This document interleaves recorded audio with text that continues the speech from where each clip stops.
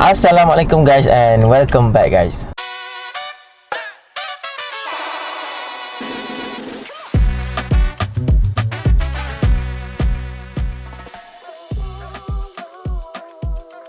So guys, first kali dia nak ucapkan kepada korang selamat tahun baru. Kita tahun ni agak lewat sikit nak start vlog.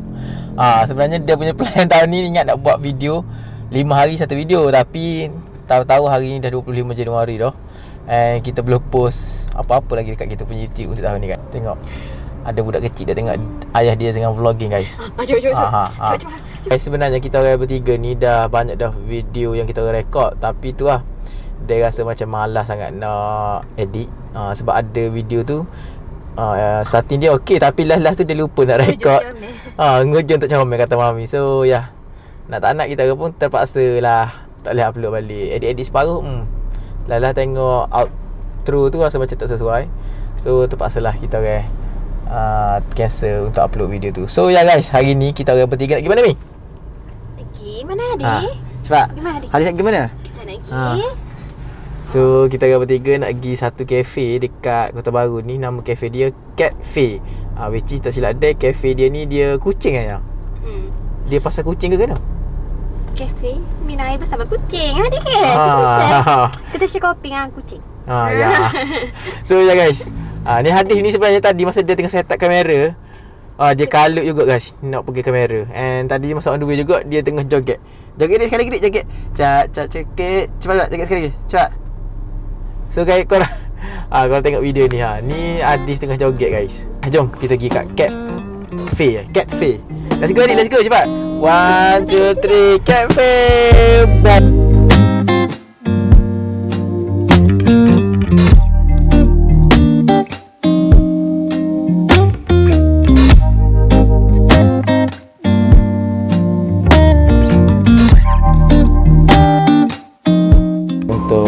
Cafe ni dia orang ada 2 section, which is section yang kat dia tu dekat order tu.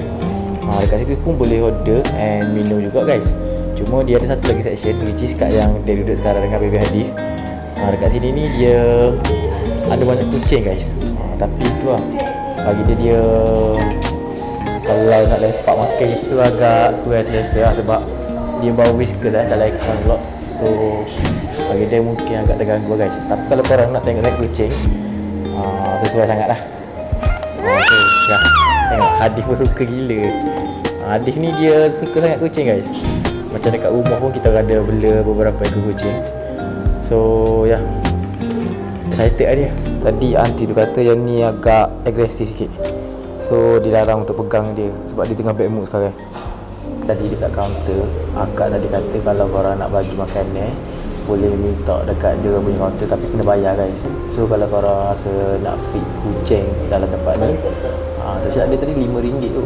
Dia kata bayar RM5 dapat makanan and korang boleh bagi untuk kucing dekat sini guys. Dia tak gerti sangat bab kucing, dia tahu beberapa jenis je.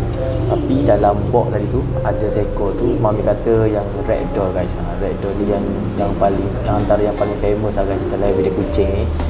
And lawa, cuma dia tengah tidur, so tak boleh nak pegang ya.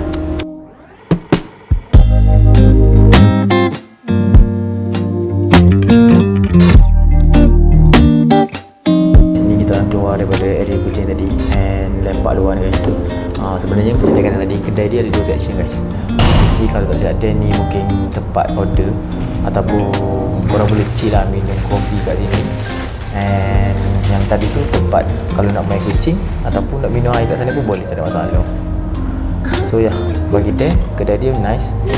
Dia ada feel cute guys. Dia ada rasa macam vibe cute gitu.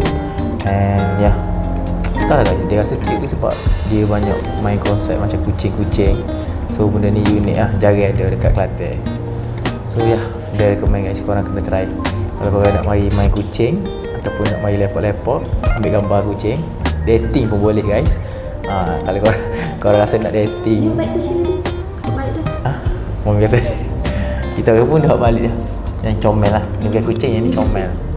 Ni comel lagi, kucing gemar. So kalau korang rasa macam dating tempat biasa dah boring dah, dating tempat biasa dah boring dah, dating kat cafe boring, borak lama-lama tak tahu nak buat apa, try lah mari sini sekali guys. Orang kata sambil dating tu boleh main dengan kucing. Macam Habib tadi buat.